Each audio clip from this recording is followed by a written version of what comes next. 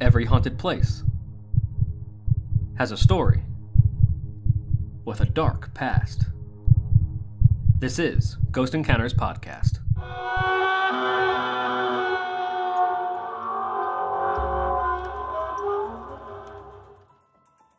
Welcome back, all you spooky people, to the Ghost Encounters Podcast. I am paranormal investigator Justin Torok. And I'm Jordan, the group scientist. I'm Hannah, your death-obsessed bestie. Before we get into this episode, we have some really cool announcements. First, we launched our holiday merch. Woo! It is really cool. We brought back 2 designs from last year. We have a new design this year of a really creepy ghost wearing a Santa hat. It's fun, it's spooky, makes great holiday gifts. I bought it. Yeah, my fiance bought it too. I bought some. We've gotten some orders in left and right, so I highly suggest if you want to try and get some of this stuff before the holidays to put in your orders quick before stuff is sold out, and to ensure that you get it in time to wrap it and give it to your loved ones during the holidays. Yeah, it would be a good idea for like Secret Santa gifts, stocking stuffers. Mm-hmm. Don't forget about the stocking stuffers. Of course. Your dad needs a shirt. Get your dad a shirt. Your aunt, your cousin twice removed, they all need shit. Turn them onto the podcast. It does make great presents. If you want to get something for yourself, hey, sometimes I get something for myself during the holidays. So. You need a little treat. Exactly. Hell yeah, I'm always getting, not even one thing, maybe 3 things for myself. Merry Christmas. And so I'm really excited for this podcast episode. It's called Spirits of Justice. And there's a couple stories here. Jordan, you've been talking about the story that you're going to share for quite some time. Yeah, probably Hannah, since you've season mentioned 1. yours. Yep. So I'm really excited to get into it. In this chilling episode, we dive into the mysterious intersection of ghosts and unsolved murders. What happens when the departed return, not to haunt, but to solve the mysteries surrounding their very own death? Today, we unravel the spectral tales of spirits on a quest for justice. I'm stoked for this episode because we're intertwining true crime with the paranormal. It's really cool. And why don't we switch things up? And Hannah, how about you start first? Okay, happily. I'm also kind of a true crime girly myself, and I do listen to murders while I'm folding my socks. We are putting that on the list of Hannah-isms. Oh, term coined by my wonderful cousin Chris. Thank you for listening, bud. And Chris, shout out, thanks for your purchase of the 2 Ghost Encounter shirts. You've been great, bud. But today on the podcast, I am going to be talking about the story of Elva Zona Heaster Shoe.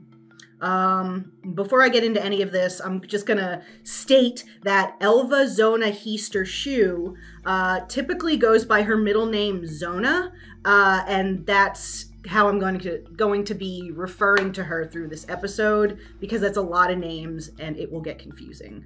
Elva Zona Hoster Shoe. It sounds like some kind of nursery rhyme or something. It does. Like John Jacob Jingleheimer Schmidt. Oh my God. I'm sorry, Zona. She went by Zona. She went by her middle name. And Zona is also known as the Greenbrier Ghost after her home in Greenbrier County, West Virginia. Very cool. And I'm stoked to be talking about this one because it's, being that it takes place in West Virginia, it's another like Appalachian kind of folk story. Yeah. And you guys know I'm a big fan of the Appalachian shit. Isn't West Virginia also Mothman? Yes. Can you leave the course. state? Can you No, leave it? not until I touch the You need to go butt. to West Virginia. Oh, that reminds me. Not to interrupt the story. We're just getting into it. But Hannah is going to work her graphic design skills on a Mothman shiny ass shirt. It's gonna happen. It's going to happen. I'm gonna get to it. We'll Yes. get it. I knew the Mothman ass was going to find its way into every episode. Here we are. Here it is again. West Virginia, take me home to Mothman's big shiny butt. He's thick. I love when people say that. No. That boy's thick. But let's bring it back to Zona. Her story is a very cool story, but also kind of a stone cold bummer. Like most ghost stories, Right. Zona's death was an unfortunately violent one. However, this is also one of the rare times when the system bends to a family that is looking for justice and closure. Further making this case noteworthy is that this is the only time in the United States that the word of a ghost helped solve a crime and convict a murderer. Wow, that's awesome. Yeah, Zona's out here doing her best. Definitely a spirit of justice. Yeah, that's a good title. I like that title. I wonder who made that up. Right? For the podcast episode. Justin's out here wordsmithing. Well, the first thought was Spirit of Vengeance, but I was like, that's Ghost Rider, so... I didn't even think of that. That's funny. So, Spirits of Justice. It's like the tagline of the movie, is it? Or because I've heard it, kind of but like I what don't. he is. Comics. Right? Yeah. In 1896, Zona was living with her mother in the town of Lewisburg, West Virginia. And Zona was known to be a greater than average beauty. So she was a very, very pretty girl. And she was very close to her mom. So they had like this wonderful relationship. They got along super well. Mm-hmm. When a handsome young man calling himself Edward Shue came to town to practice his trade of blacksmithing, Zona caught his eye.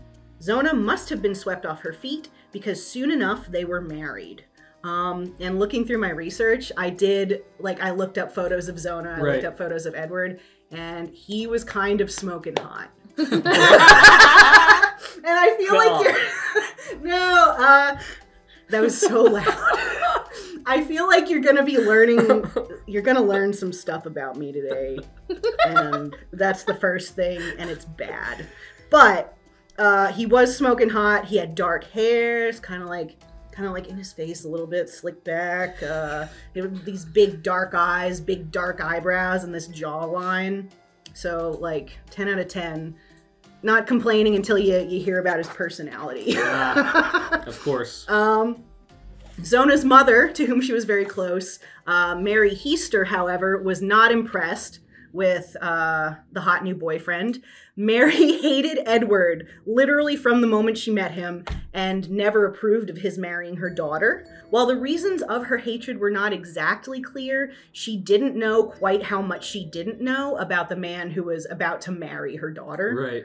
I made a list of the things she did not know. I wrote them down because they're all red flags. Firstly, he did not give either of the women his given name. He was going by Edward Shue, but the name he was born with was Erasmus Stribling Trout Shue, which is What kind of a name is that? It's another goofy ass name, man. Trout Shue. Trouts don't have shoes. No, they don't wear them. Can you make a shoe out of trouts? You probably could. Have you seen those?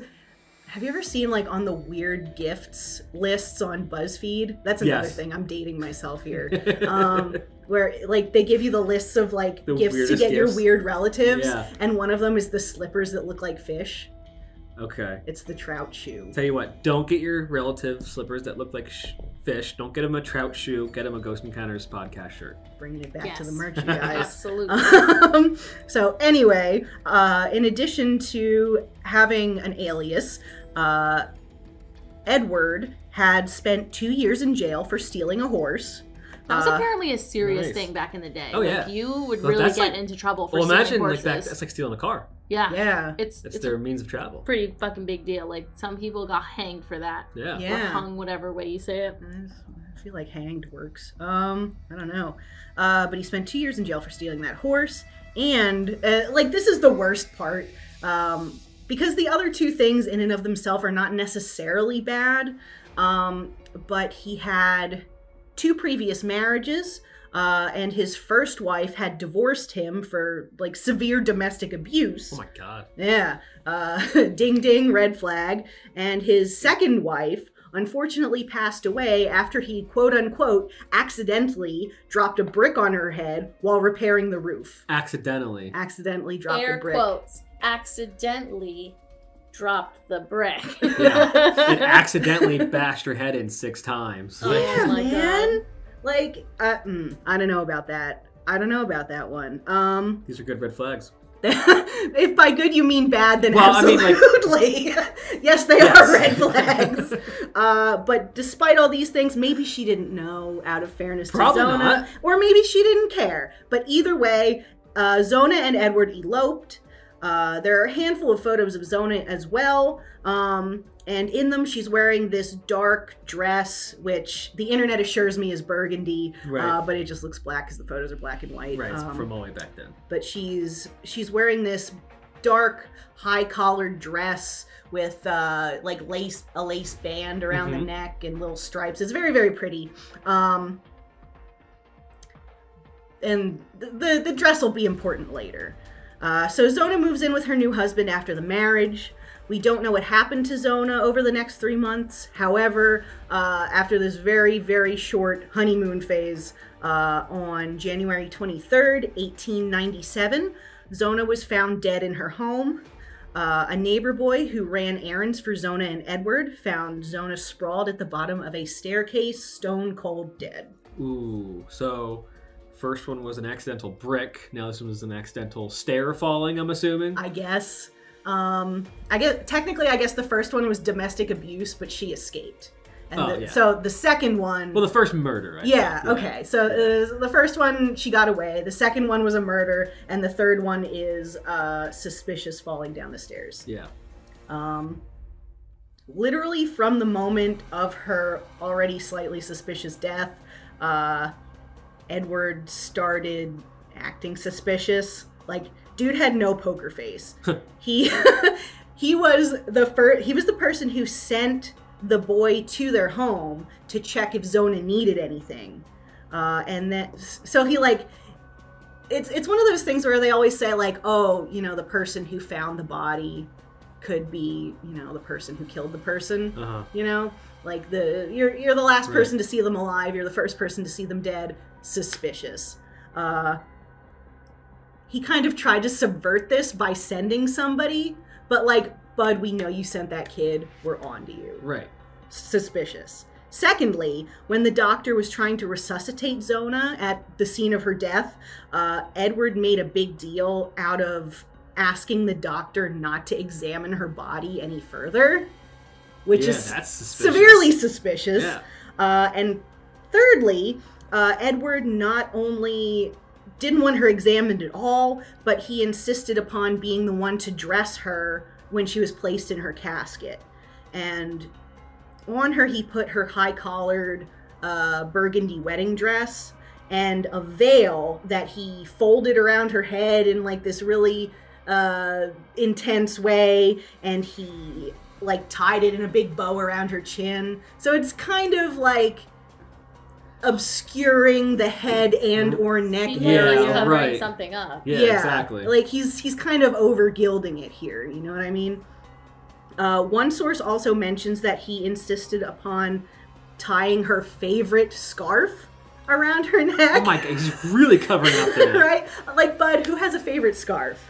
I don't. Maybe that's just a me thing, but either way, suspicious. It's like a Monty Python sketch, man. Yeah. Come on. Several witnesses, however, and okay, so that might be, that may or may not actually be a fact. It might just be so cartoonish that somebody made it up. However, there are witnesses who noticed that Zona's head wasn't sitting quite right on her shoulders, and it looked kind of loose and would kind of flop from side to side if she was moved around or if somebody wasn't holding her head. Yeah, that shit was broken. Yeah, like neck obviously broken. To combat this, Edward placed 2 bolsters on either side of her head, ostensibly to keep it in place, but he said this was to ease her rest. Ugh. It's like, Bud, like a pillow would ease her rest, but you're really overdoing it. He's man. a walking ick. Like, yeah. he literally is. Seriously. He's the walking red flag. Yeah, that's pretty bad. Yeah, dude. He also demanded that Zona be buried the next day, which I think is weird because it's January and I think the ground would be hard, especially in like the 1890s. Yeah. And I don't know what they do now to bury people, but I feel like... Well, we have equipment and tools, and back then they just had shovels. Yeah, a shovel, maybe some horses to help with things. I don't know. Oh my god, this there's ridiculous. cases of places up north where it gets so cold that you can't bury anyone during winter. Yeah, you really have to let the bodies chill, like literally, literally chill. Yeah, you put them in a basement, you build them a cairn, but it's tough. Oh, at Zona's funeral, Edward also insisted that he sit by her head at the top of her casket. He doesn't want anybody to know what's going on with her head. He's like, nothing to see here, guys. 3 different things wrapped around her neck. There's a bunch of things wrapped around her head. It's like, geez, man, come on. Now you're sitting next to it. Also, I'm not leaving. But despite all of this, like, really obvious weirdness and the fact that Zona was found dead at the foot of the stairs, her cause of death was listed as childbirth. What? Which, like... That's ridiculous. What does that even mean? Dude, I don't know. I don't know what the doctor's fucking smoking. People saw her head bobbing around, not attached to her fucking spinal cord, and cause of death. What does that even mean? Childbirth. She didn't give birth. Didn't you know that when you have a child, your head falls off? Yeah, like did they not know? Obviously, guys. She pushed a kid out and lost her fucking neck. Yeah, oh it's my just God. what happens. It's science. But it's a kind of a slap in the face. Well, absolutely, it's just, ridiculous. Things were majorly weird around Zona's death. Yeah. But she was buried, she was laid in her grave, and her family decided that, this was tragic, but it was time to put Zona to rest. However, within a month of the burial, Mary Heister, Zona's mother, was telling the neighbors that for the last 4 nights in a row, Mary had been visited by the spirit of Zona. Oh, wow. Her daughter. Yeah. Mary had awakened in the middle of the night to see the translucent figure of Zona at her bedside. And Zona told her in no uncertain terms that her death had not been an accident. Learning that Zona had not cooked any meat for his dinner, Edward flew into a rage and strangled Zona to death, snapping her neck loose at the first joint. Well, that sounds about right. Yeah. Oh my God. Head's all wobbling all over the place, and then he stuck her at the bottom of the stairs so it looked like an accident. When neighbors immediately believed Mary Heister. Yeah. They knew Which is her surprising, because I feel like back in that time frame, they could have possibly thought, like, hey, you're seen by a ghost, occult, spirits, witchcraft. Right. Yeah. I just it could have gone any type of way. Yeah, like she's lucky, honestly, that it didn't go the way that I'm talking about. Yeah. But the neighbors believed her. They knew she was sensible. And neighbors and family members urged her to take this to the courts, get the case reopened. Those are good neighbors. Yeah. Right? Some people get shitty ass neighbors like me. Those are good neighbors. But those neighbors are fucking badass. Yeah, it's doing the right thing. They just gave a shit, man. So Mary, she brings this story to the Greenbrier County prosecuting attorney, John A. Preston, and he didn't dismiss her either. Instead, he heard her out, he gave her a chance, and instead of calling her crazy, he asked for the names of people who might have more information. Wow. That's awesome. That is pretty badass. Kudos to him, too. Right? Yeah, for real. It's just the perfect storm of people listening to each other to get some shit done. So, Zona's mother gave him the information of the doctor who had attended the scene of Zona's death. Yeah. And he started talking about how, Edward was acting kind of weird. Her husband had prevented the autopsy, and So an autopsy was never done? Yes. Oh yeah. Wow. Edward, when he said, I don't want anybody else to touch the body, they didn't have an autopsy. Okay, they were like, oh yeah, okay. This is fine. This is totally fine. So Zona's body was exhumed. The prosecuting attorney, he ordered her body be exhumed and autopsy immediately. They just went through with it. Yeah. The autopsy revealed bruises around Zona's neck in the shape of fingers.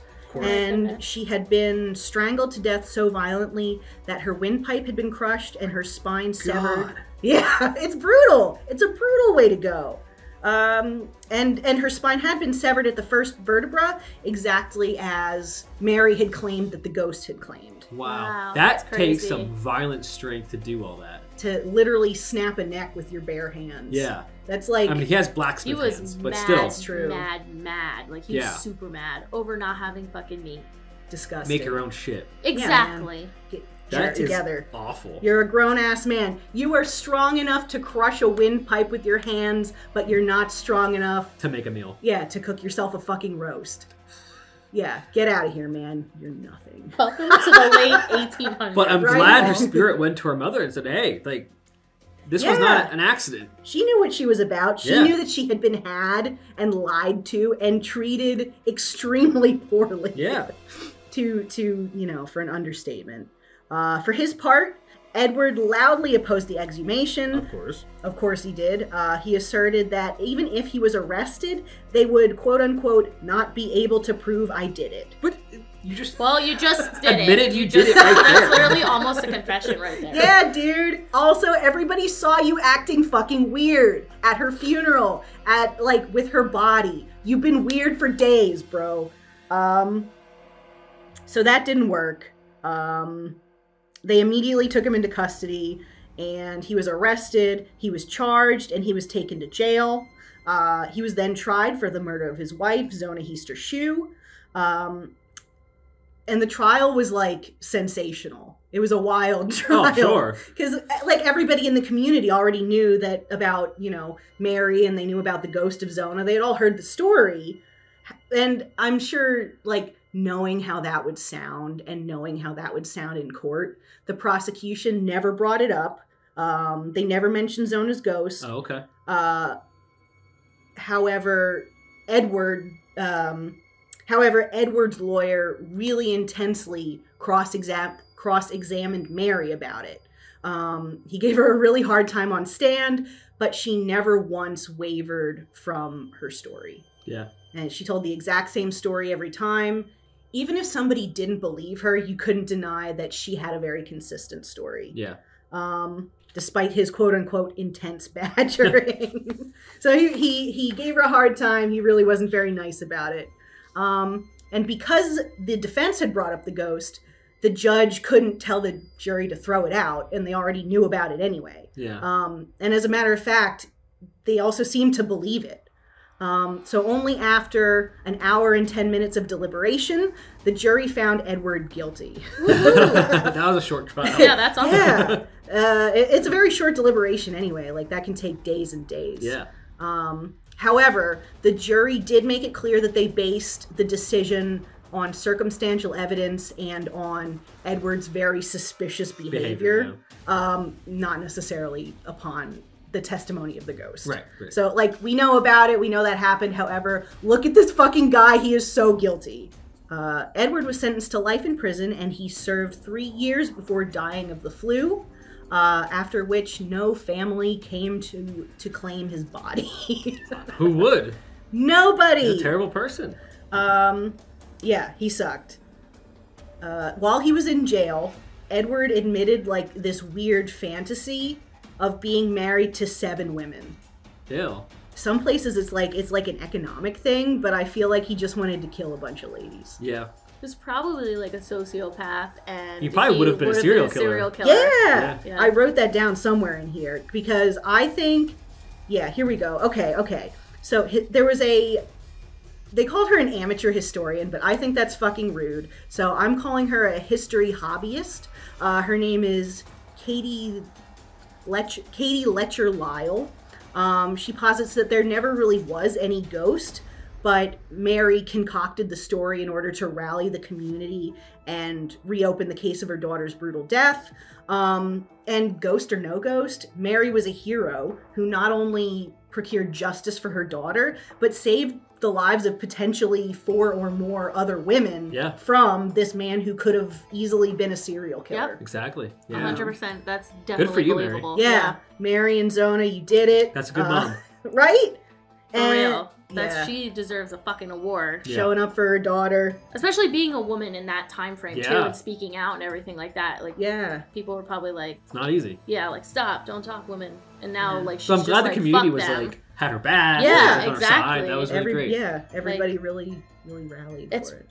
It's pretty crazy. I can't even believe that everything went as nicely as it did for Mary. Yeah. To be honest, I'm absolutely impressed. The stars aligned, nobody else died, and nobody got burned at the stake. Which is really all you can ask super for. happy about that. Zona and Mary's legacy lives on, not only in the historical plaque in West Virginia that tells their story. Oh, that's awesome. Right? There's a little, the little blue plaque that they have. Yeah. Visit that when we visit Mothman. Yes. Definitely. we'll go pay our respects, leave some flowers or something. Hell yeah. But there are also, based on the story, there are 4 plays, a novel, an episode of Drunk History, and this podcast. Aw, that's so nice. And On this our podcast. podcast, add us to the list. It's us too. But yeah, that's the story of Zona Shu. That was a good fucking story. Yeah. That was amazing. Really good story. The ghost who solved her own murder. So I have a similar story that, of course, deals with a pretty woman, a douchebag guy, and a death. Oof. And a ghost visiting her mother. Oh wow. Yeah. This is what happens. This is Yeah. the mother-daughter And bond this episode. also takes place in the 1800s. Oh. But this story begins with 2 lovers, William Corder and Maria Martin. It takes place in the quiet village of Polstead in Suffolk, England, in the year 1828. Maria Martin, born on July 24th, 1801, was the daughter of Thomas Martin, a mole catcher from the village of Polstead in Suffolk. What they do with the moles? You They gotta, eat 'em? you gotta catch the moles. You can't destroy the crops. You probably make them into stuff. Oh, Moleskin I is a see. thing. Or moleskins or things. Yeah. it Okay, probably my made- mind didn't go there. I was like, what are you doing with the moles? Like, I didn't understand. You eat them. Yeah, I was like, is there You a skin mole 'em, like you eat 'em. stew? I thought that was really interesting. He's a mole catcher. I've never Mole heard that catcher, before. That's like a obsolete job title. Yeah. Garden hermit, mole catcher. But at some point in time, Maria's mother, I don't know if it dies or if Thomas and her get divorced or something, but we're going to hear about Maria's stepmom coming up. But Corder, the awful dude, born in 1803, was a son of a local farmer, and he had a reputation as something of a fraudster and a ladies' man. He was known as Foxy at school because of his sly manner. It's already gross. Yep. Corder had fraudulently sold his father's pigs, although his father had settled the matter without involving the law, but Corder had not changed his behavior. He later obtained money through forgery and theft. After Corder sold his father's pigs, he was sent to London in disgrace. And then while in London, he also did a heist with another guy stealing more pigs. I don't know why he was obsessed with stealing fucking pigs, but basically this guy was sleazy, Yeah. right? Forgery, theft, stealing pigs, selling them. That's what this guy was all about. But then he was recalled to Polstead following a series of family tragedies, including the deaths of his father and brothers, which left him to manage the family farm with his mother. Oh, jeez. He seems very qualified to do that. Yeah, right? With his forgery and pig theft. Doesn't seem like it's going to go his way. No. And in 1826, at the age of 24, Maria began a relationship with the 22-year-old William Corder. That's Oh, they're pretty young. Yeah. Okay, I wasn't expecting them to be so young. All right. Yeah. She was very known for her beauty, as like the other story. But Maria had already had relationships with local men, resulting in 2 children. One of these children, fathered by Corder's older brother, Thomas, who that's weird. sadly died. And that little child passed away in infancy. So Maria already knew William because she had a relationship with his older brother, Thomas. And they weren't married. Not married. Scandalous. And Okay. so, yeah, back so in the she day. already had kind of like red on her name because it was blasphemy to have a child out of wedlock. And so already like town people like didn't really like her because of that. It's like a woman of ill repute. I Yeah. suppose. However, her other son, named Thomas Henry, was still living when she met Corder. Thomas Henry's father, Peter Matthews, did not marry Maria, but provided financial support for the child. Okay. Well, that's... So she had 2 babies with 2 different men, and she was very attractive. Was she a little slutty? I don't know, but she didn't deserve what's about to come. I'm not. Yeah. I'm not here to shame a girl for Yeah. just doing what she got to do. Corder's relationship with Maria was complicated. As I said, she had already been burdened by societal judgment for having children out of wedlock. And further entangled in scandal due to her relationship with Corder, because everyone knew that he was sly and he was a scumbag. Yeah. And she was with his brother too. Yeah, I mean, in small towns They in kind England, of did that, you know, though, back yeah, in the day. like- Like, I know that, Yeah, like, that's true. if That's you you hear like, stories about like the brother kind of died like- and then you decide to And then you date marry. the brother. Yeah, like you know? old school, like Victorian times Yeah. and stuff. Like if said person died, 9 times out of 10 the family's like, oh well, our other son is available. So Right. like We'll maybe just- that's something that they yeah. were trying to do. We'll as just keep well, the like- farm in the family. Yeah. Maybe. But Corder wished to keep his relationship with Maria a secret. But she gave birth to their child in 1827 at the age of 25, and apparently keen that she and Corder should marry. She wanted to marry him. She's like, I'm not doing this again with another man. I have a child with you. We're getting married. Yeah. But the child eventually dies. Later Oh. reports from people doing investigation and things like that, they claim that perhaps the child actually was murdered. Oh, okay. Yes. Like, if I can get rid of the kid, then I won't have to marry this woman. Correct, because he did not want to marry her. Oof. Obviously, he was a ladies' man. He was a player. He was sly. Yeah. So wanted we to- already know that he does not want to marry her. He said he still intended to marry her after the child's death, but he secretly was hatching a sinister plan. Corder suggested that she meet him at the Red Barn, about a half-mile from her cottage. There, he proposed that they elope to Ipswich. And so here comes the title of the story, The Red Barn Murder. Ding, ding, ding, ding, ding. He claimed he had heard rumors that the parish officers were going to prosecute Maria for having bastard children. So some time passes. He says they meet at this barn. He's like, hey, I still want to marry you, but they're going to be after you. They're going to arrest you for having bastard children. We should elope to Ipswich. Okay. And she's like, she's kind of for it, right? Yeah. But days go by and she doesn't hear from him. She's like, what the hell's going on? Like, I thought we were going to elope. What's right? the plan, And she's baby? not telling her parents about this because it's eloping, Yeah. right? But on Friday, May 18th, 1827, Corder just appeared at the Barton cottage and he told Maria that they had to leave right away.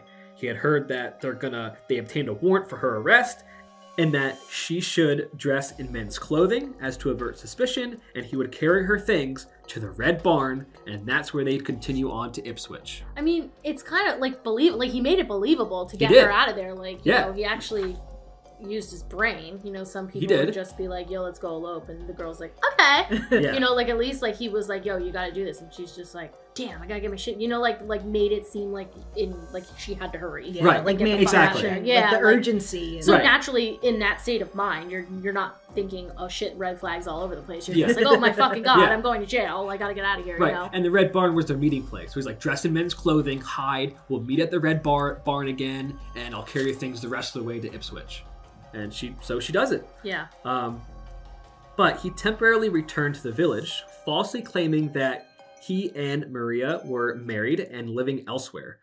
Corder wove a web of lies, and as Maria remained missing, suspicion in the village mounted.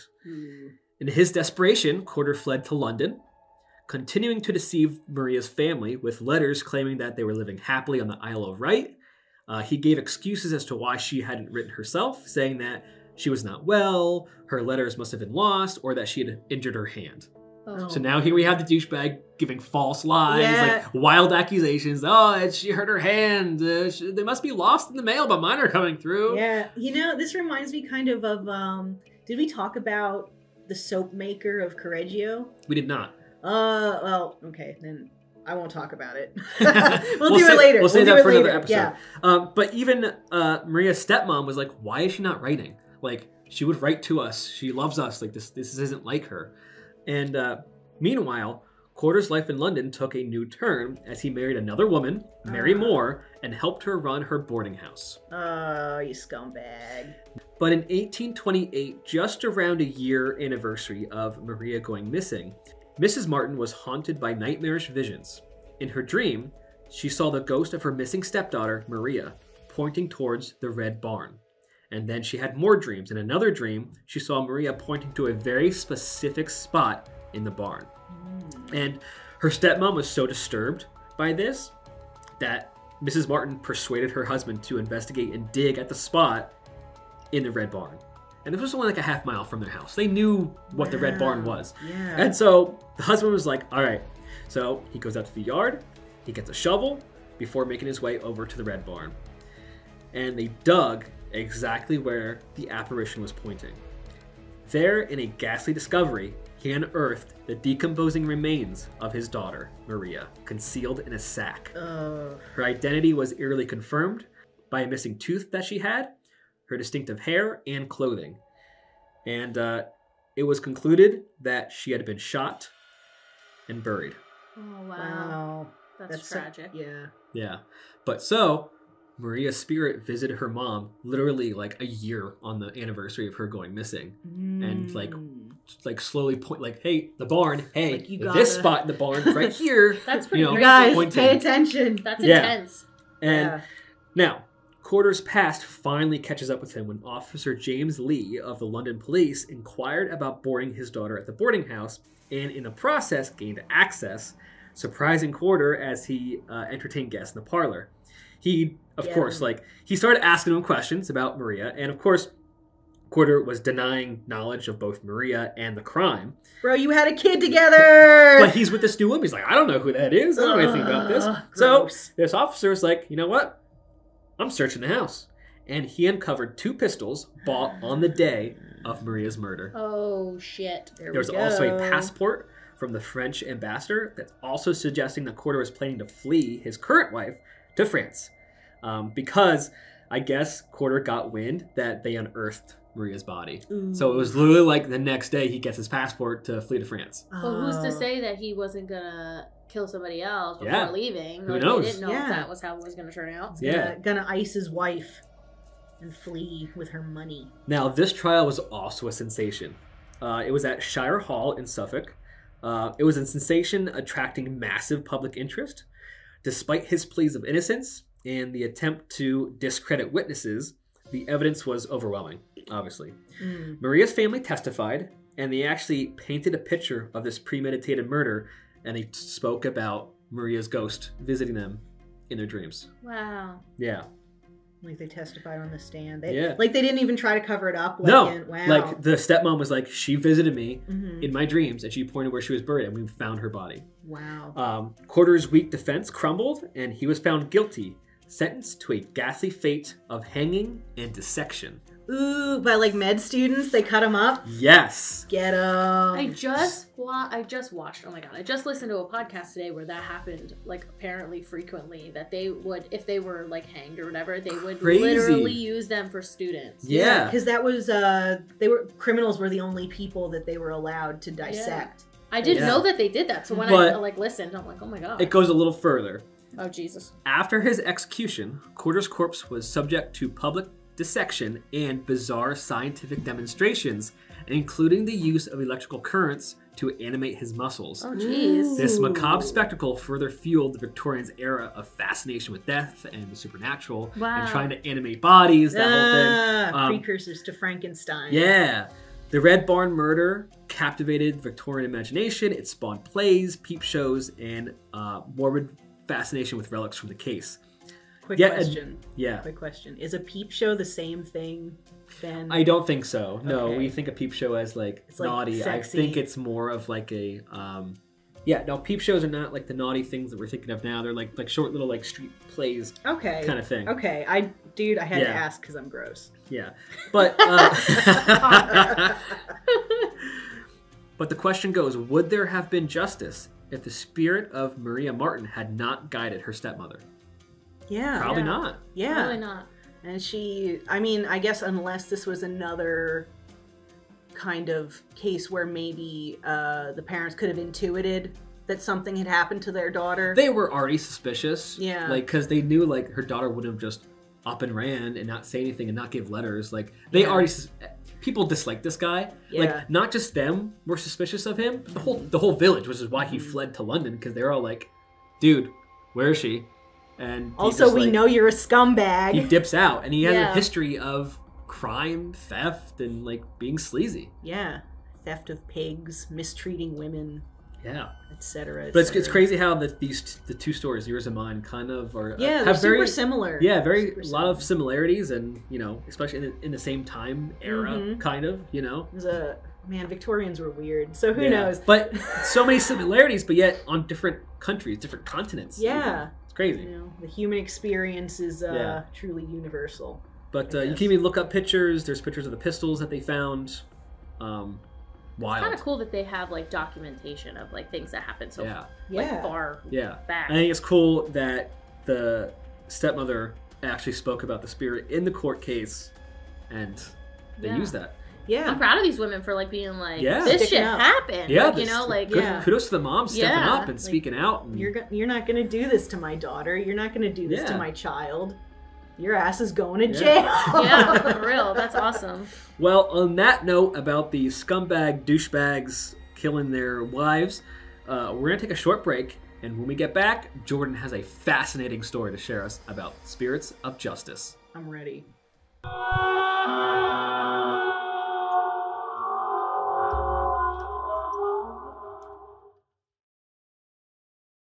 This episode is brought to you by The Colony Meadery. If you haven't tried mead yet, it's alcohol made for money, it's all natural, totally gluten-free, and delicious. Colony Meadery is one of the best meaderies in the world, and it's located in Pennsylvania's Lehigh Valley.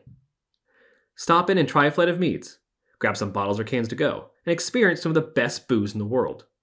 They have flavors ranging from tart and quaffable lemon laws and Wu-Tang Crayon to sweet cinnamon vanilla series of tubes, and even sweet heat with their mango habanero. Learn more at colonymeadery.com. Speaking of mead, Ghost Encounters and Colony Meadery did a collab, and we came out with a caramel apple mead called Spooky to the Core. It's scary how delicious this mead is. Grab some today and haunt your taste buds. Ghost Encounters is sponsored by Phoenix Fire Media. Elevate your business with their digital marketing strategies, including their multi-award-winning social media marketing, photography, and video production. Phoenix Fire Media, igniting success through creative excellence. Visit phoenixfiremedia.com. If you're enjoying the Ghost Encounters podcast, hit subscribe and give us 5 stars. To watch full episodes of the Ghost Encounters show, visit ghost-encounters.com. And don't forget, when you're on our website, click on the Spooky Shop for all your Ghost Encounters spooky swag. To stay up to date with Ghost Encounters, follow us on Facebook, Instagram, TikTok, and YouTube at Ghost Encounters PA. To send spooky fan stories, email GhostEncountersStories@gmail.com or message us on social. Do you want ad-free episodes of Ghost Encounters podcast, plus bonus episodes, extra content, and much more? Then you should head to Patreon and be a spooky VIP.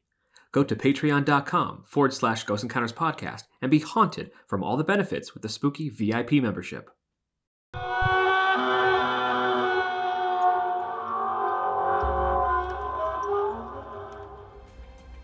And we are back. Jordan, let's just get right into it and tell us about this crazy story that you've been telling me about for so long now. So this story is about Teresita Basa, which I know that a lot of people probably have heard that name before, but this is the craziest story about basically a ghost solving their own murder, in my opinion. Can't wait. I'm ready.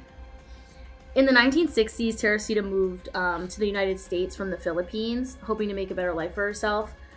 She studied music at a local college or university, I'm not sure exactly the names of them, but ended up becoming a respiratory therapist working at Edgewater Hospital in Chicago. Nice. Sometimes that's just what you gotta do. Yeah, so she apparently... She really made a life for herself. That's... Yeah, she did a lot of like schooling and stuff. Like her parents, they were wealthy, so her parents were able to send her to like London to do some stuff for like music and everything like that. So she had a big background. She wanted to become a musician. She wanted to, make music, blah, blah, blah. She played the piano and everything like that. So eventually they somehow got her to go to Chicago and everything, and we'll get to it. So as we all know, probably, music wasn't bringing in the money that she needed to survive in Chicago, but she was still really passionate about music, so she was pursuing a master's degree. It also said she was pursuing a doctorate on some sources. Good for her, man. She actually wanted to teach at the university after she graduated, which originally she wanted to become her own famous pianist. But yeah, she decided she really liked teaching kids and started giving free piano lessons to children in the neighborhood. Since she had this gorgeous piano in her apartment that was a gift from her parents that were still back in the Philippines. So they gifted her this piano, like, follow your dreams, parents, nice. which is really, really nice. Yeah.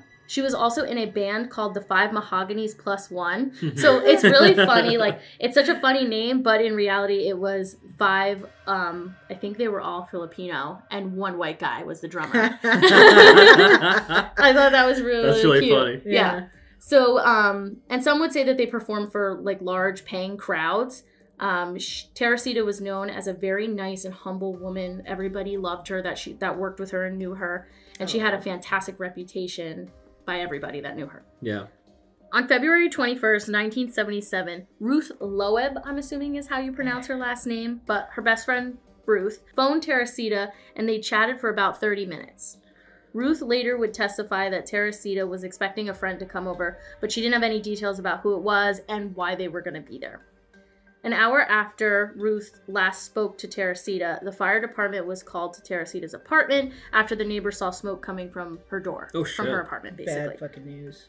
Yeah, and apparently it was kind of like chaos because people were like, holy shit, I smell something. But like the fire alarms didn't go off yet. And they were like banging on everybody's doors. Yeah. Like, get out of here. Like, there's clearly a fire somewhere. We don't know where the fuck it's coming from exactly in there. So we don't know how close it's going to get to us. And then the fire alarms went off and then everybody showed up. So it was just like chaos for a minute. So when the firefighters got there and they went into her apartment, knowing that the fire was coming from there, they were actually like kicking shit around. Yeah. And like because it was like so smoky and everything was burned basically. It was like, it wasn't a terrible fire. It stayed in that apartment, but it was enough for them to be like, okay, shit's fucking destroyed. Yeah. So they're kicking stuff around and then they go to the back room and they basically like see a mattress on the floor. So Teresita was found under that mattress with a knife protruding from her chest. Oh my God. It's said that the kitchen knife was fully embedded into her body all the way up to the wooden handle. Jeez. Oh, Teresita. Yeah. Investigators originally thought, because of how they found her body in the bedroom, that she was a victim of sexual assault because the body was staged in a way that like her legs were apart and like, but her ankles were together, so like her knees were up, so it like looked Was kind she of naked? Yeah. Because the clothing was Like, yeah, no next to wonder. the mattress. Yeah, I should have mentioned that. The clothing was like on top and next to the mattress, used to Disrespect. light the fire. Oh, damn. Oh my God. Yeah. But the body was staged to look that way, basically, and the fire was there to get rid of the evidence, so no physical evidence could lead the police to the murder. And especially Right. if, Yeah. you know, more the whole, damage the is whole done. apartment was Which- engulfed in flames. Like, you Yeah. don't burn anything away. Yeah, so... And then, like, you know, if the firefighters come in, they're kicking shit around, they're Yeah. spraying water around. It's, Yeah. Everything is just Chaos. totally foobar. Yeah. Yeah, because I think that they just originally thought that these people, like, nobody was in there. Yeah, no one's They going to didn't know suspect it that there's was- a female body with a Yeah. knife in her chest. Exactly. So the house was, the apartment was a mess. Like, somebody was looking for something or potentially robbing her. They didn't really know. Because cabinets were opened and, like, drawers were, like, dumped and everything like that. But the door to the apartment was not damaged. So they knew that she let the person inside. Right. The person either knew Teresita or she didn't think of them as a threat when she let them in. Right. Or they like frantically looked around for a lighter and whatever else to Yeah. start the fire. Yeah. So they interviewed people at the hospital that she worked at who overlapped with Teresita, as well as people that knew her in the apartment building. Oh, okay. So they tried to really figure out who would have wanted to do this to Teresita. And for 5 months, the police had no leads and no idea who could possibly have wanted Teresita Basa dead. It's, you know, it's kind of like, because this is a relatively modern case, it's kind of interesting to see, like, police work being done, you know? Because the last 2 cases didn't really have Yeah. police work until there was like an actual hot lead to go on. Yeah. You know, but looks like they're doing their due diligence here. Yeah. Yeah. The only lead they had was the phone call that she received the day she was murdered. And the second one, was the biggest one in my opinion, was that they found a note. They say that they found the note, but then some people say that they found it in her diary. Whatever the case, it said, quote unquote, buy tickets for AS. But they had no idea who had those initials because everybody that they interviewed and everybody that they talked to didn't have the initials AS. Right. Mystery individual. Yeah, now this is when the story starts getting a little bit I think she missed More- an S. interesting. Well, oh yeah, you're right. You're right. Buying tickets for ass.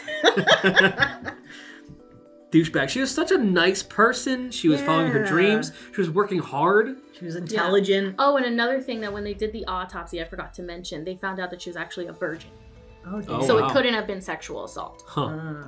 One of the other co-workers at Edgewater Hospital started to act a little bit strangely. I shouldn't say a little bit. She acted fucking weird. Her name was Remy Chuha. I think she had a longer name, but for purposes, I just shortened it to Remy. It was like the most ridiculous name because they're all Filipino. Yeah. So I can't pronounce it and do it justice. So we're going to use her name as Remy. Remy did not work the same shift as Teresita, therefore she claimed she didn't know that much about her, just kind of like they were acquaintances, would see each other in the hallway, nod at each other, whatever. Right. But then she started to use Teresita's locker at work and would sit in the same spot that Teresita would sit in the cafeteria and started acting just like Teresita. That's like odd. Humming piano tunes or something like that. They said in the one source that I read. Sounds like an obsessed person. Yeah. So that's icky. Apparently Teresita sat alone in the cafeteria. So like it really stood out to them when she started sitting in the exact same spot that Teresita preferred to sit.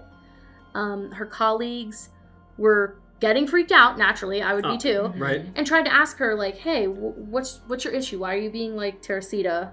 And Remy fucking lost it, claiming that she wasn't doing anything weird or acting a type of way. It caused her superior to get involved, somebody that was clearly her boss, and started kind of trying to do the same thing and ask, like, hey, like, what's going on? Like, you're kind of acting weird. Yeah. And she fucking flipped out on her superior as well.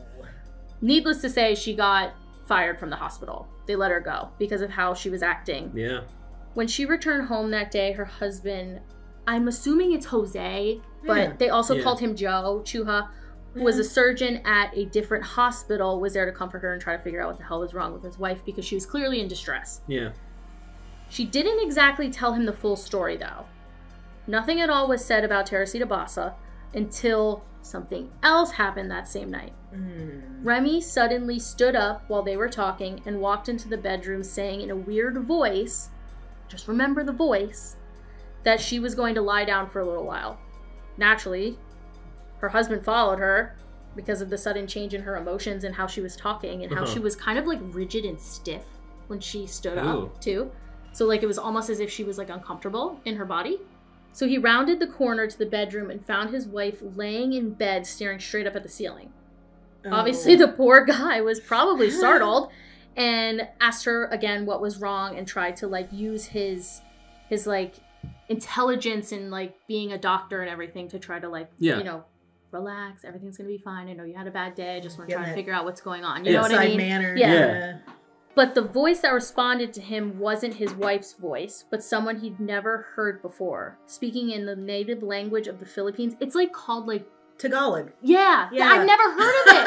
Oh my God, I'm so surprised that you knew Tagalog, that. Yeah. So that's the language that this quote unquote voice was speaking. Oh my God. And that's so fucking amazing that Hannah knew. I have a friend who's Filipino. Yeah, so, awesome, cool. Yeah. And he and his wife both knew the language, but rarely used it. Like, they didn't feel like they had to. Another thing that stood out to him was that the voice had a faint Spanish accent that he knew his wife never had or used. The voice said, and I quote, "Doctor, I would like to ask for your help. The man who murdered me is still at large." Wow. Yeah. So Dr. Chuha naturally is like, what the fuck? Like, you know, what's going on? And he later claimed that his wife was in this trance. Like, it seemed like she was stuck in a trance. Right. And when he tried to get more information about her identity, he said, "I was really surprised and scared when I asked her name and she answered, quote, 'I am Teresita Basa.' But she told me nothing was to be scared of. She pleaded for me to help her solve her murder." And that was him. That was a direct quote from him. That's crazy. Yeah. Yeah. He had no idea who the heck Teresita Basa was, though. That's the even crazier thing. Right. He's just like, what the fuck is going on? Could you imagine? I would be like smacking somebody, like, get this out. Help. Like, I need to know what the fuck is going on. Right. Yeah. Like, full-blown panic attack would be me. do they ever, are you going to get to like why she picked Remy? Yeah. Okay. So I'll let you get to that. Yeah. Then. So like I said, naturally he's like freaking out and everything, but he's in the back of his mind, he's like, who would listen to him and believe the situation that he was just in? Right. Who would listen to me, a doctor? Yeah.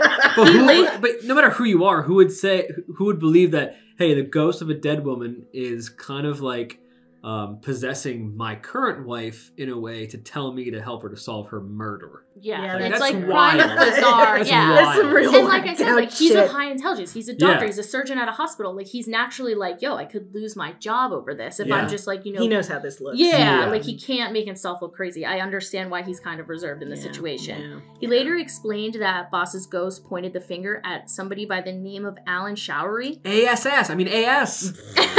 Yes, AS. We got butt jokes. Welcome to the podcast. It's like our fourth butt joke. So Alan was also a respiratory therapist who was a co-worker of Teresita's. And basically the voice told him how she was murdered. In very specific details, by the way. Right.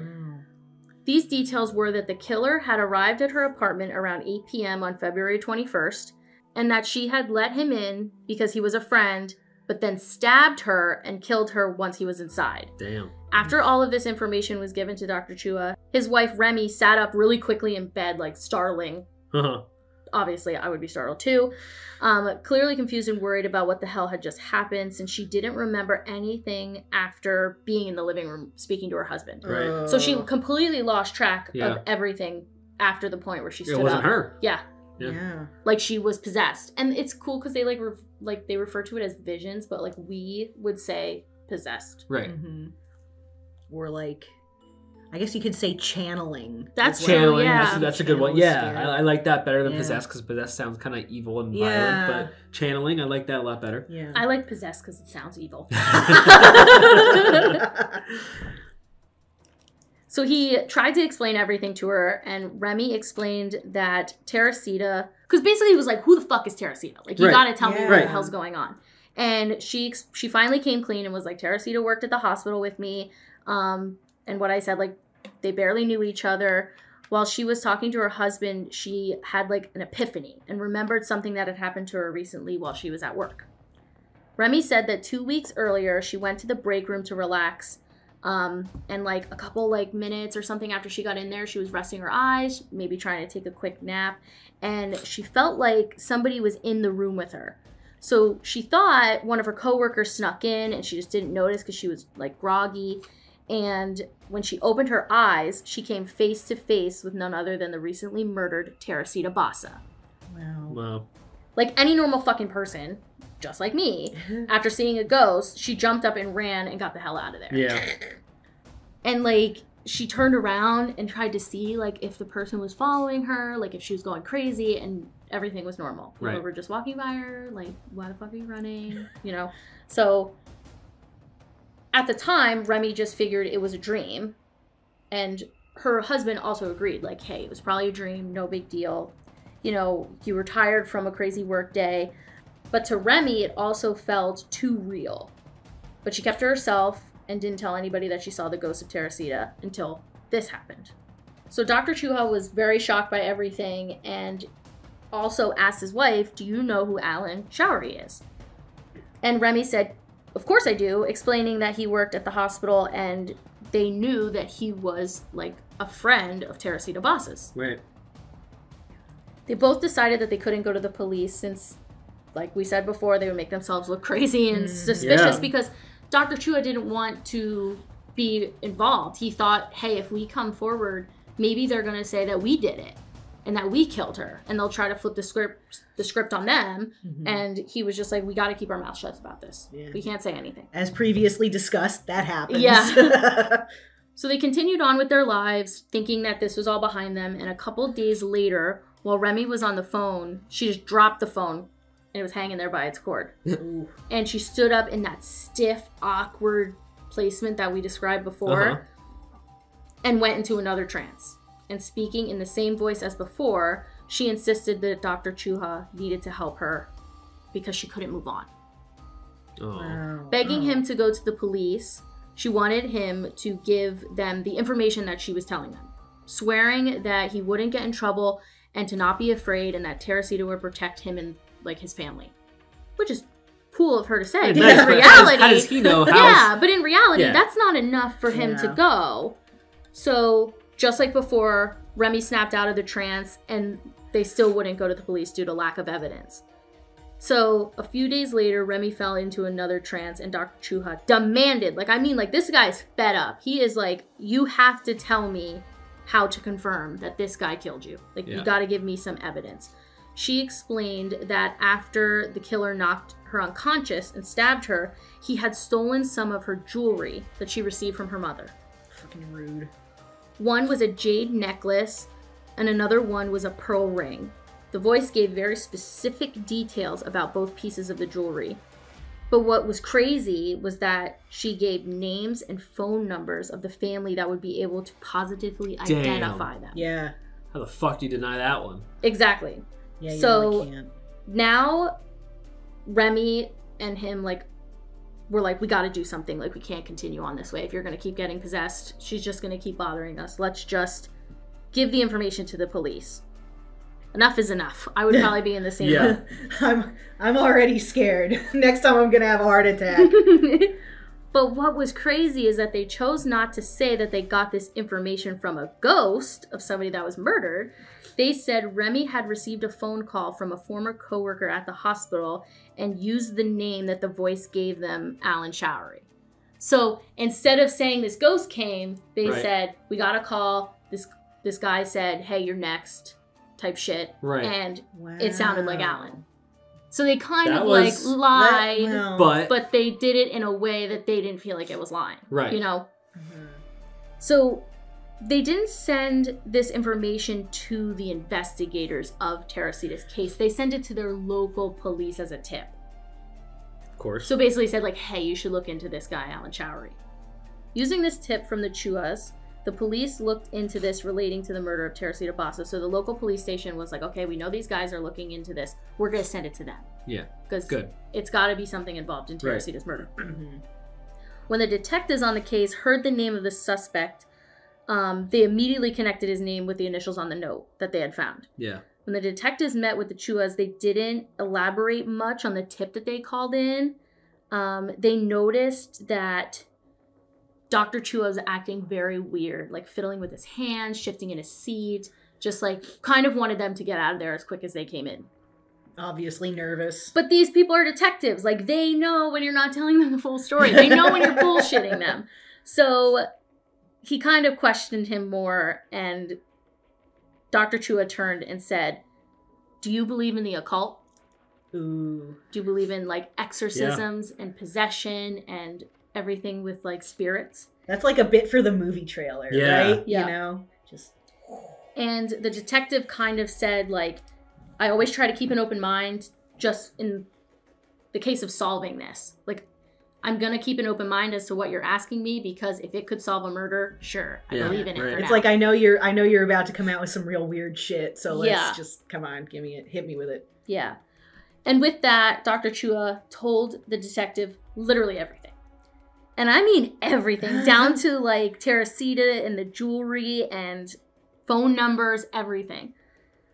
Remy gave all the info she had about Alan Showery, and the detective figured out that he was not interviewed during the initial part of the investigation since his shift did not align with Teresita's. That's only reason? Yeah. Here we go. That they didn't think that him and Teresita knew each other, basically because they didn't work together. But they're both But they're in the same department. Yeah. So the detectives were shocked by this information and chose to write a memo to his commanding officer instead of a formal police report, because he knew that it would probably sound a little crazy if he said it the way that the Chuas were telling him. Yeah. So he kind of just said, hey, we got a tip. We need to check into this. Can you agree that I have to go check into this? After the interview with the Chuas, they were ruled to not be suspects in the murder because they had a rock solid alibi. Right. So then they went to look into Alan Showery, who had a long list of arrests, such as theft, burglary, and rape. But he was never convicted of them. He was only arrested. Bruh. He has this background and a hospital hires him? Exactly. Yeah, I don't understand how he got hired.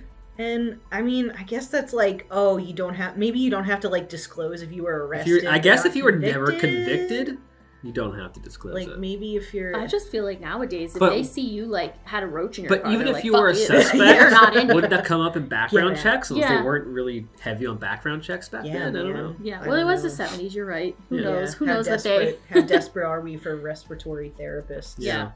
So they concocted new interviews with the coworkers of people that knew Teresita, and they found out that Alan and Teresita were actually friends, and on the night of the murder, he was going to her apartment to fix a broken TV for her.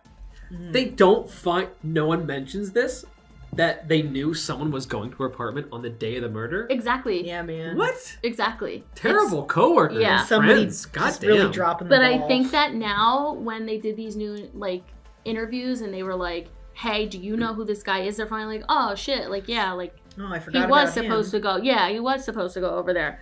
On August 11th, 1977, almost 6 months after Teresita Basa's murder, the detectives went to Alan's apartment that he shared with his pregnant girlfriend. I think her name was Janka or something. She was like a German immigrant or something. But we'll just say she's the girlfriend. And asked Alan to come to the police station for an interview.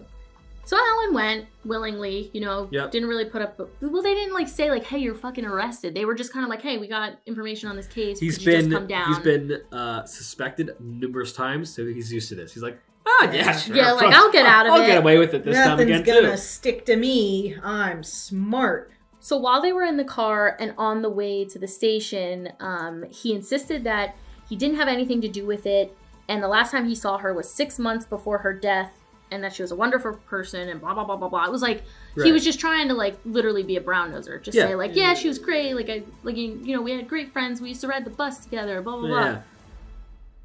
But then the investigators kind of pulled a Chuha. Like, they followed in their footsteps and lied and said that they found fingerprints at the apartment.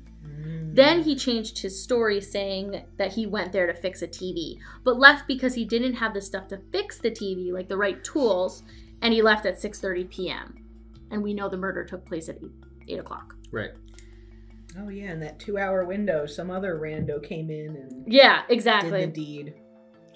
So the police went back to the apartment. He was still down, you know, they were still interviewing him, whatever. Yeah. They went back to Alan's apartment and talked to his girlfriend to see if she could confirm his alibi, because apparently this could have been a rock-solid alibi for Alan.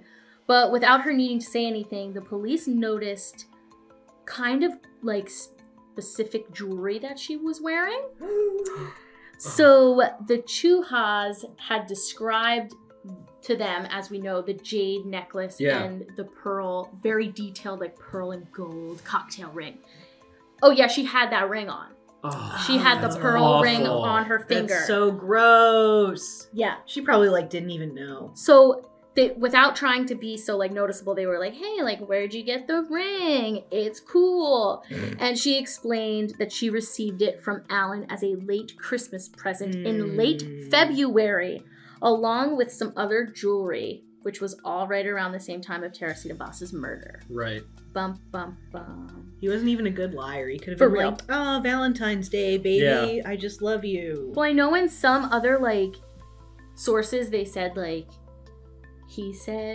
Alan said, oh, I had to go fix a TV at my house. And then they went and asked Janka about it, his girlfriend, and she was like, he didn't fix no TV. Like, the fuck is he talking about? Yeah. So, like, regardless. He's mixing up his story. Yeah, the stories just all don't fucking align. It's a mess. Detectives had her bring all of the jewelry down to the station, even if it was hers. Just all of the jewelry that she owned had to come down to the station. Yeah. And using the list of the names and phone numbers that the Chuhas had given them, they made some phone calls to have somebody come and peek at this jewelry. Damn. Wow. Those relatives, I'm pretty sure, like, some of her cousins were the relatives, identified the pearl ring and the jade necklace and said that they had belonged to Teresita's mother, that she had received as a gift from her parents. So, like, her dad bought this jade pendant in France and gave it to Teresita's mom, and then Teresita gave the jewelry to her before she was leaving, because they realized her life isn't in the Philippines. So I want a piece of me with my daughter while she lives in America. So yeah, so they basically said, this bitch has my dead relative's jewelry. Yeah. How the hell did she get it? You know? Suspicious. And as we know, the story goes, Alan Showery tried to deny everything, but then wrote a 13-page signed confession the next day. Oh, shit. God damn. 13-page? Yeah. Very detailed, apparently. With everything that the detectives had, this is the story of what happened to Teresita the night of her murder. Alan Showery went to fix the TV, and like the voice said, he left to get more tools. And on the walk home, he realized that, like, I'm behind on my bills, Christmas is coming up, or like, I have to pay off Christmas stuff, you know what I mean? Because her murder happened in February. So he has to like pay back debts. So he's like thinking about all this money, getting frustrated. And he came up with this elaborate story that Teresita's from a wealthy family in the Philippines. There must be hundreds of dollars in her apartment. Oh my God. So he basically concocted this story in his mind that she was a fucking millionaire. I'm going to steal all her money. I'm going to go back and rob her. Because she's so comfortable around me, I can get back in. Gross. So he, thinking up his fancy little story in his mind, he went back to his house, waited for his girlfriend to go shopping or just leave the house in general, and he went right back to Teresita's. When Teresita answered the door, she was excited that he came back because, oh, he has tools with him, he can fix his TV. But when she turned around to close the door, Alan lunged at her, putting her into this like strong chokehold, dragging her back into the bedroom. So because he had her in this chokehold, naturally she lost consciousness. Yeah. And he laid her on the floor and fixed the scene to make it look like sexual assault. So he like took her clothes off, laid her in this position and whatever. And then he went to the kitchen because she was just unconscious. Like he had to make sure that she was dead. He felt like she had to be murdered. And he went into the kitchen and laying on a cutting board with some vegetables next to it, he grabbed the kitchen knife. No. So she was cooking herself dinner. Yeah. No.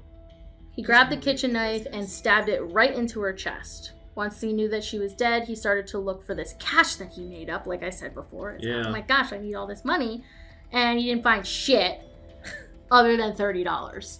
And then, knowing he needed to something, maybe he could pawn some jewelry, he stole jewelry that he saw laying next to her bedside table. And he didn't even pawn it, he just gave it to his girlfriend. Yeah. Yeah, it sounds like she said it was a late Christmas present, so it sounded like he didn't get his girlfriend shit. His pregnant girlfriend shit. Yeah. And he was probably I knocked you up, but I'm not going to get you a in Christmas debt. present. And so he's like, I'll give her this, and it's really nice. So what a piece of shit. Yeah. And Teresita died for $30. Yep. And some jewelry. And trusting people. Which is the shittiest, is that she trusted this person. And he was supposed to be there to help her. Yeah. Just like normal person. So after that, he pulled the mattress off of the bed and put it over her body, and using her own clothing, started all of it on fire. Then let himself out of the apartment, walked out into the, February night air, and walked home.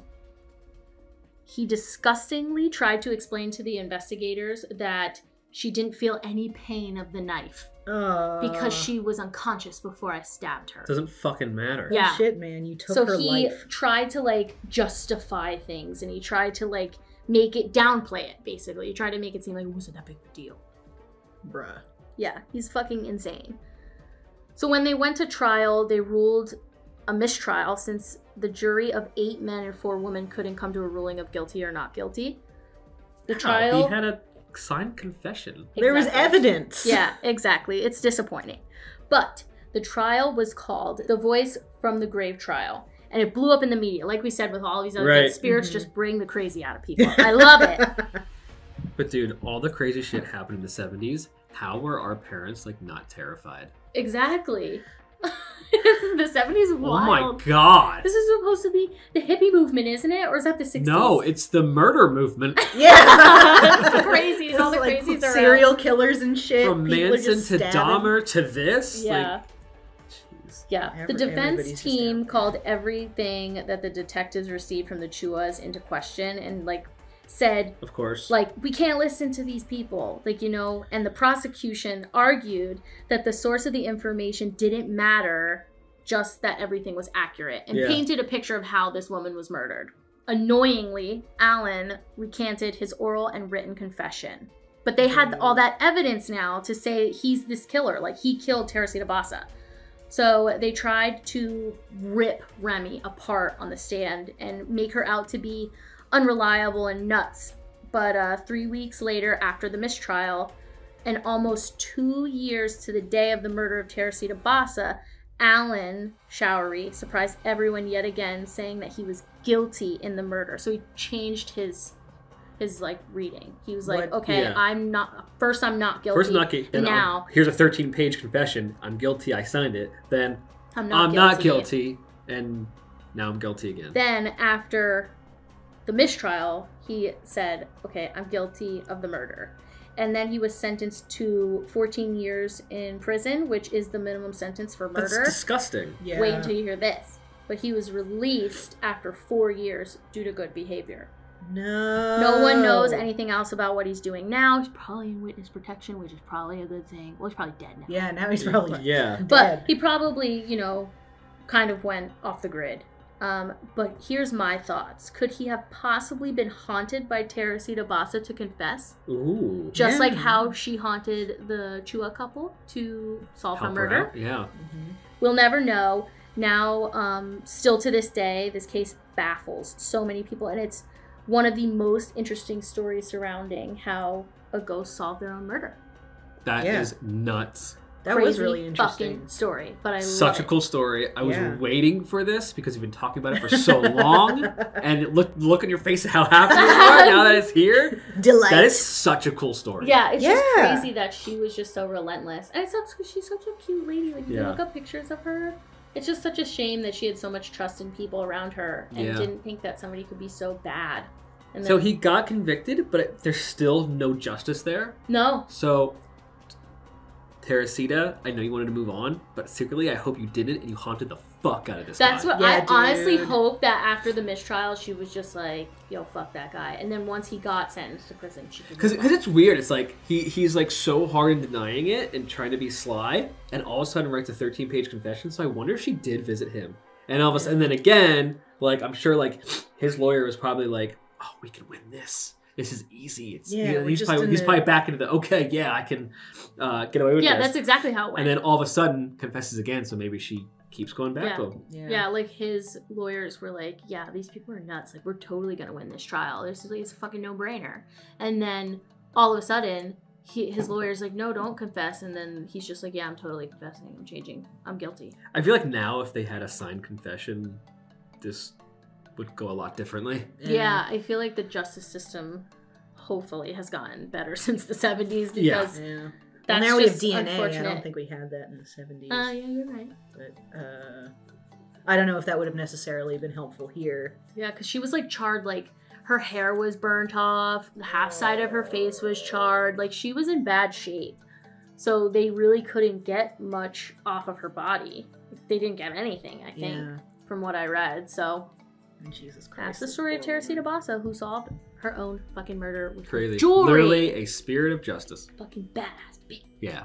Did you say why she picked the Chuas to I think it's basically said that because they're Filipino.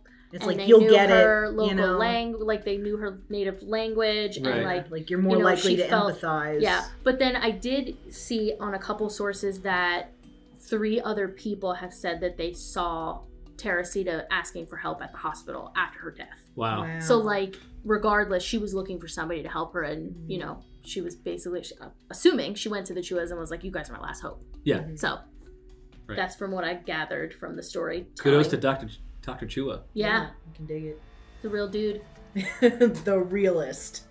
Well, these have been some incredible stories of spirits of justice. It really does the name of the podcast episode justice. Yeah, it does. Really. It really does. It's insane. Yeah. The triumph of like the human spirit when they're pissed off and about it's women. something. Yeah, so it's and it's even all women. more empowering. Yeah. Girl power. For ladies. Crazy. Wow. Now that these stories are shared, let's get into the segment of the podcast for the spooky fan story. Spooky fan story. Jordan, you got an exciting email from someone all the way from Canada. Yes, Cheryl from Canada in Toronto. All right, so Hannah is going to take it away with this spooky fan story. All right. Story from Cheryl from Toronto. Way back when I was 15, my dad was given a free holiday from his company who owned various properties in North America. He chose Fort Lauderdale during March break, our school holiday time in the spring. One morning, before anyone was up, I heard someone walk into the bedroom I was sharing with my sister. My back was to the door, so I just pretended I was still asleep. I heard them walk to the foot of my bed and pause. Ooh. Then they smacked my feet, which were under the covers. What? I'm sorry, I want to laugh because you want to be startled, but then it's funny trying to imagine like a sheeted ghost, like wah, and like smacking. Like a smacking of all things, you smack the feet. I mean, I guess it's right there. It's nice and flat to smack, that's for sure. Sorry, we're laughing. I'm sure you're scared, but sorry, Cheryl. They smacked my feet, which were under the covers. I didn't move. I kept pretending I was asleep. Smart. Yeah. They made a noise like a laugh, but it was just air being forced through the nose, kind of like a puff of air. Oh, that's creepy. Then I heard them walk out of the room. I immediately looked over to my sister's bed, and she was still asleep. I got up and saw my parents' bedroom door was still closed, and down the hall in the family room, my brother was still asleep on the couch. For the rest of the holiday, I kept saying jokingly that the condo was haunted. On the drive home, my dad admitted that his boss had mentioned to him that the previous people who had stayed there had said that the place was haunted. My parents decided to omit that information Of course. when telling us about this vacation, as they didn't want us to freak out and refuse to go. In parentheses, I probably would have refused to go. Cheryl's smart. We like Cheryl. Once we were home, I started seeing a shadow figure in our house and at my high school. Oh, that's creepy. Terrible. He would sit in the corner chair in the living room, or he would hang out in the doorways of classrooms. That's fucking creepy. Yeah, that's scary. Kind of following you. Right? All the way from Florida. Ghost of Florida man. Yeah. But Fort Lauderdale is actually pretty haunted. Is it? A lot of it, yeah. Oh, shit. I feel like Florida, that area is just like St. Augustine. St. Augustine, fucking haunted. insanely haunted. Yeah. Yeah. Got some weird shit going on down there. Anyway, I joked that he was the ghost from the condo and that he came home with me and followed me around. I saw him for just a few months and then he went away. He never did anything except loiter around, and I only saw him out of the corner of my eye, so I told myself he probably wasn't there and it was just my imagination. The end. That's fucking creepy, Cheryl. That's so scary. He followed you all the way to Canada from Florida. That's insane. That's Truly. a really cool story. I like the fact that the place was haunted, your parents knew about it, didn't tell you, and then you have a paranormal experience. That's crazy. That's wild. Cheryl, on behalf of America, I'm so sorry we gave you a ghost. Yeah. What a shitty way to come over here. On behalf of America, we're sorry about Florida. Truly. I thought it was cute at the beginning of her email. She said, "Hi guys, I recently found your podcast and I'm enjoying listening to all the recordings from beginning in order." Wow. I thought that was very cute. That's that so she's nice. Well, listening to thank all you of so them. much for finding us and listening to us. Thank you so much for being a fan. And thank you so very much for sending in a spooky fan story, because we need more of those. Always. Yes, we do. All of you listening, I can't wait to share end of year results from the podcast and how much we've grown. But we have so many listeners and no one's sending in spooky fan stories. And it doesn't even have to be about ghosts. Like, we have somebody coming up that talked about sleep paralysis. You could tell us about a cryptid sighting, a freaking alien. Yeah, I'm still waiting on still the waiting for aliens. the aliens. It could be anything weird. Yeah, and we had stories that weren't about themselves. It was about an experience from a family member. You could do that. And again, you don't have to... You can be anonymous. Cheryl just was like, use my first name, that's it. That's fine. Yeah. Okay, we just use her first name, Cheryl. We're not going to find you. Yeah. We promise. we're not going to give out any weird information. We just want more spooky fan stories for the podcast. It's really fun. And if you don't feel comfortable sending an email with your name attached to it, literally make a fake Facebook and fucking message us and say, hey, this is my story. Yeah. Message us on Facebook, Keep me anonymous. Instagram, TikTok, wherever you want to message us. Just send in your spooky fan stories, because we love reading them. The feedback that we've gotten from other listeners, they love hearing the spooky fan stories. Yeah. It's and we one of don't their have to favorite get part. rid of that part because we don't have any. you guys. Yes. So send you spooky fan stories, but all of you, thank you so much for listening. Thank you for supporting the podcast and for being a part of our spooky journey through all these crazy stories. It was a crazy episode. Yeah. Really fun to talk about, though. Yeah, I enjoyed this. Really fun. I love the mixture of the true crime with the paranormal. Mm-hmm. It's such a cool entanglement. Yep. A lot of fucking fun. Yeah. Well, again, reminder, our holiday merch is out. Get it before the holidays so that you can get it for yourself or get it for loved ones, friends, whatever. We have podcast-specific merch now, podcast-specific t-shirts. There's mugs, there's travel mugs, there's stickers, there's a fanny pack, there's a fanny pack. Shit. Joggers, hats, all kinds of stuff. It's really cool. All says Ghost Encounters. There's some that say Stay Spooky on it. There's podcast-specific merch that I'm still trying to buy. I put all the podcast merch available. Is it the skeleton being abducted by aliens? I have that one. That was the first that she. As soon as that came out, she bought it right away. That's my favorite one. See, I had a good idea there. It's a good one. Yeah. And don't forget about Patreon. Seriously, like the ad-free episodes is great. You don't have to listen to all the gibberish of all the ads and crap. You can skip right over that.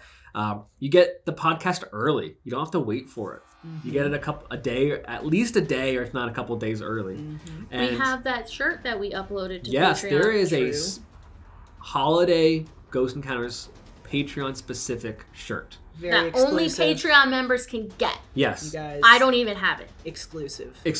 And you get 10% off the store. You can use it towards that shirt, whatever the hell you want. And that 10% off is with you for as long as you're a Patreon subscriber. It's not once and done. We give it to you for the whole time because we love you for being a Patreon subscriber. So check it out. Patreon.com/Ghost Encounters Podcast. The links in the show notes and everywhere else that we posted around. And don't forget to follow us on social. But we love you all. That's all the time we have for today. Stay spooky. Remember to help out your local ghost.